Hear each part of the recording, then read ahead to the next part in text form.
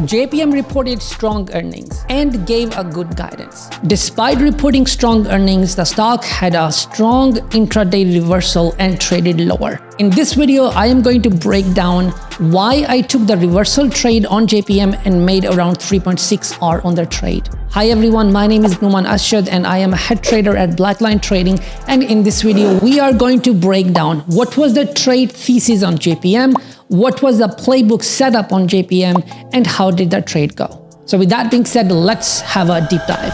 So I traded JPM and I traded the setup called volume weighted average price reject setup.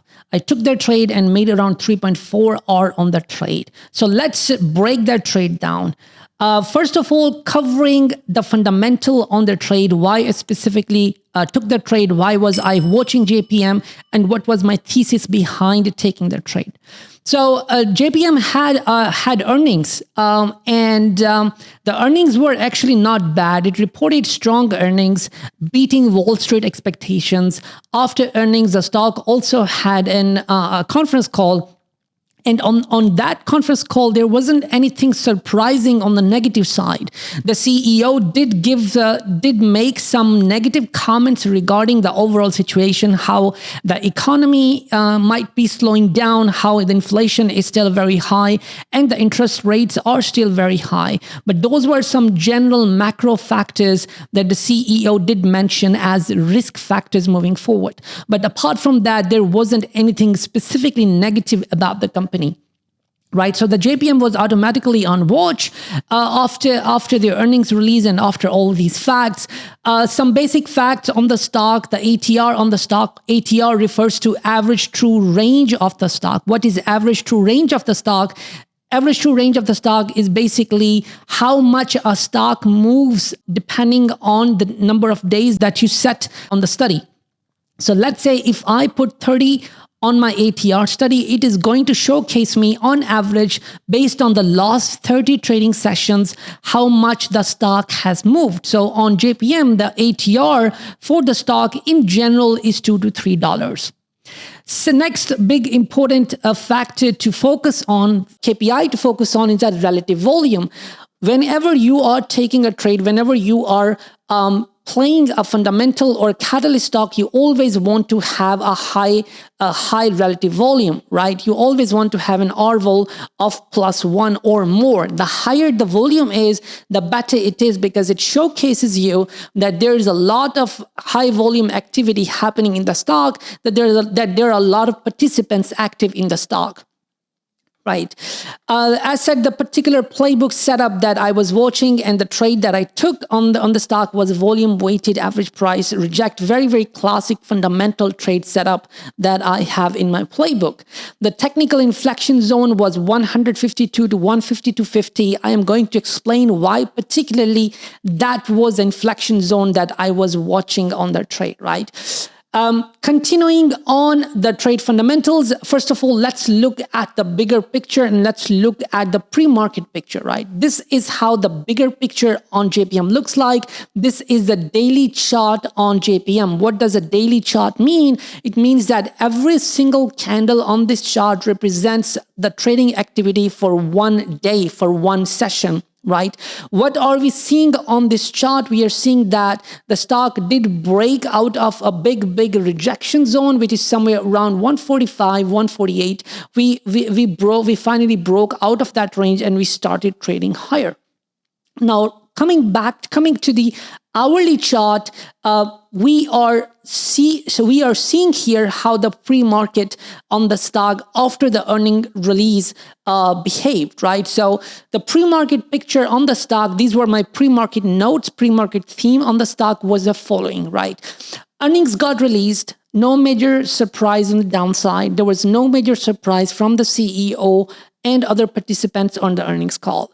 Stock broke and held a very, very strong critical level, which is 150. Right, and we had a very, very strong pump in the pre-market. As written here, stock beats the earnings, no major surprises on the earnings call either. CEO did warn of some general risks overall, but again, not specifically related to the company, but overall the macro picture in general. right? It started trading above 150, big psychological level on the stock, tops at 154.50 in the pre-market. That is basically a topping structure. And then it establishes around 153.50 as the pre-market resistance. Establishes 152.50 zone as an inflection point. Why that was an inflection point? Because there was a big trading activity happened between 152.50 to 153.50, where 153.50 was established as a strong resistance and 152.50 as an inflection point / support area for the stock. So this is how the JPM pre-market picture looked like before the trading session opened, right? Based on this pre-market, this is how I derived my game plan, right?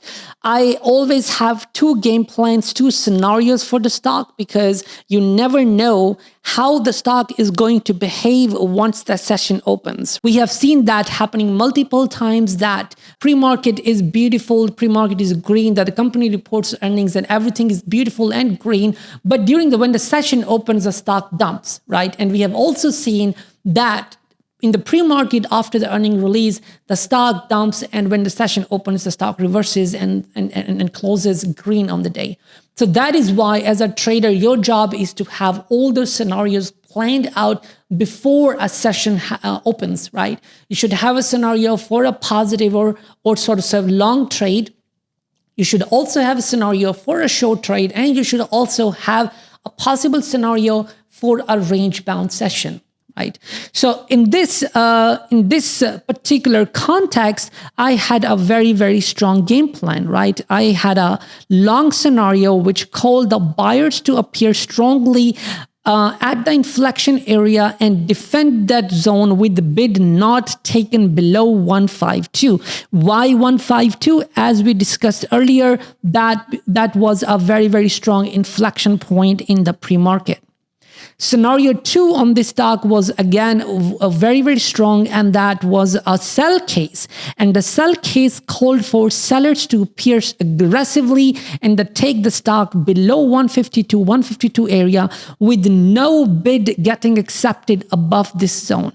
Right. So that is what I refer to as an inflection zone. Also sometimes refers to as a line in the sand. And that is basically an area which acts as a strong inflection point, from the point of view of a support or a resistance. So in easy language, in other language, it's basically the decision point for the stock on the day, right? So based on that decision point, based on the line in the sand, I had basically these two scenarios pre-planned before the market opened. Apart from the stock, what else I was watching? I was watching the market as well. I was watching SPY.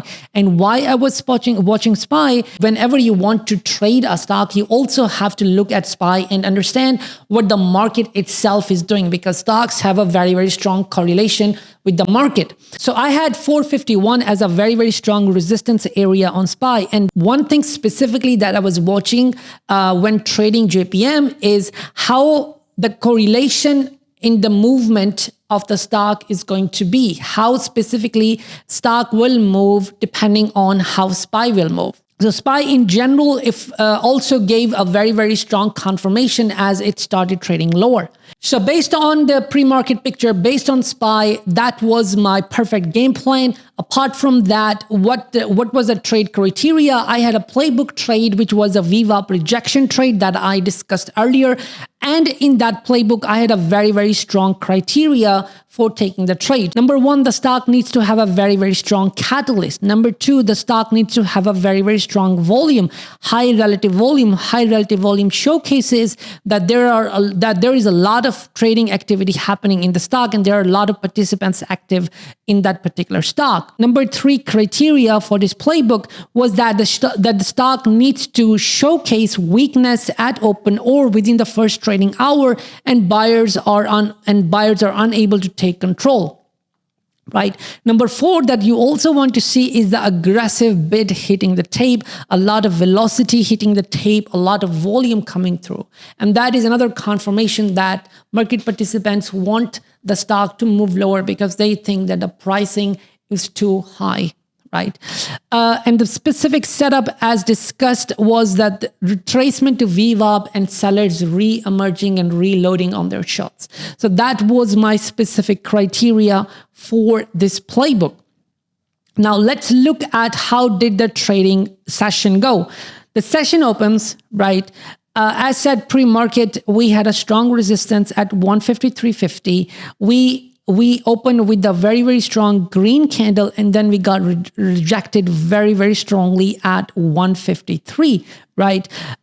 We go for a very, very strong dump all the way to 155s, and then we retrace, and that's where the trade kicks in. Because why? Because that is your VWAP, right? That is your playbook trade, meeting all the criteria that we discussed here. Stock has a catalyst, trading on high volume, showcasing the weakness after the retracement move, aggressive bid hitting the tape, and on the retracement to VWAP, sellers re-emerging. So that's where exactly my trade kicked in. It retraced to VWAP, sellers started re-emerging again, and we make a very, very strong wick on the upside, right? And that's where I took my entry, right here. Now, how I spotted that weakness, let's look at the live order flow example and see how actually the trade went. For this trade, what I use is this order flow tool. And what we are seeing here is that exactly what we discussed in the slide before. We had a strong move up. We are retracing to VWAP, and look at the activity here. We are not able to hold above the VWAP. There are a lot of sellers emerging. Look at the size of the volume that is coming in, and we're not really able to hold. And then we go for a strong move lower. In this specific case, what becomes a target? The target becomes this area. Why the target becomes this area? Because that is the area where a lot of buy stops are sitting within the first 15 minutes, right? You guys remember that once we had a strong retracement from 150, all those folks right here, they become trapped buyers. And it becomes, at this point, it becomes the objective of the folks to take them out. So that's why that becomes a very, very strong target. And look at how beautifully we took that target out. Now, the second target becomes, again, that 150 psychological level that we discussed in the pre-market notes as well. That becomes a very, very strong target. Why? Again, the same psychological behavior, trapped buyers in that area. Right? And this is exactly how the trade went, right? Shorted at the VWAP, where we saw in this video live example that sellers coming very, very strong, sellers reloading their shorts. And that's where the exit was. The target was 150 reload, 150 trapped buyers take out, and the continuations, right? So the exit was around 149, 74, 75 area. So that was a very, very strong setup trade, rejection from the VWAP, sellers reloading, and the target becomes the low of the day, or basically where the trapped buyers are, right? Now, with that being said, let's reevaluate this trade, what went wrong and what I did well, and what are the things that we could improve moving forward. So first of all, as said, risk to reward on this trade, I think that makes very, very beautiful sense. 152 stop loss, that is 3.4 hour trade. Trade management based psychology, and why we have these grades. Let's have a deep dive, right? What I did well, trade planning and execution. Before you put on a trade, always plan the trade first. Any trade where you don't have a thesis on the trade, or where the trade is not planned, even if you make money on that trade is not a good trade, because that is not a well thought trade, right? So in this specific example, trade planning was perfect. The stock had a catalyst. It was meeting all the criteria, all the checklist points in the playbook setup. So planning was perfect. Execution was perfect as well, waited for the opportunity to materialize, to showcase before taking the specific setup, right? spotting the exhaustion on the tape, as we discussed and as I showcased you in the live example, when the exhaustion kicked in, when the buyers were not able to take the stock, not able to maintain the VWAP, and were rejected very, very strongly, where the sellers reloaded. So that was the exhaustion, spotting the exhaustion on the tape and following the game plan, right? What could have gone better? That's where the trade management kicks in as well. As I showcased, I took profits around 149.70. If you look at the low, we dumped around $1 more. So what I could have done here is take partials and let the rest of the position run, right? So missed a little bit on that overall. So overall, I think the trade was pretty solid trade, pretty good trade. And this is how I traded JPM. So to sum up, whenever you take a trade, always plan your trade first. Have a playbook, have a list of criteria that you should follow whenever you are taking this trade. The trade that we discussed today, it is one of the several trades that we take here at Blackline Trading. It is a setup trade where we plan the trade first, we reevaluate the thesis, we look at the technicals and see if that thesis is meeting the technicals and if the risk to reward on the trade makes sense. If the risk to reward on trade does not make sense, do not take that trade. So that was my JPM trade. I hope this video provided you some value. In case you guys like this video, go ahead and hit the like and subscribe button for more trade breakdowns and for more content on trading. With that being said, thank you very much for watching this video, and I will see you guys in the next video.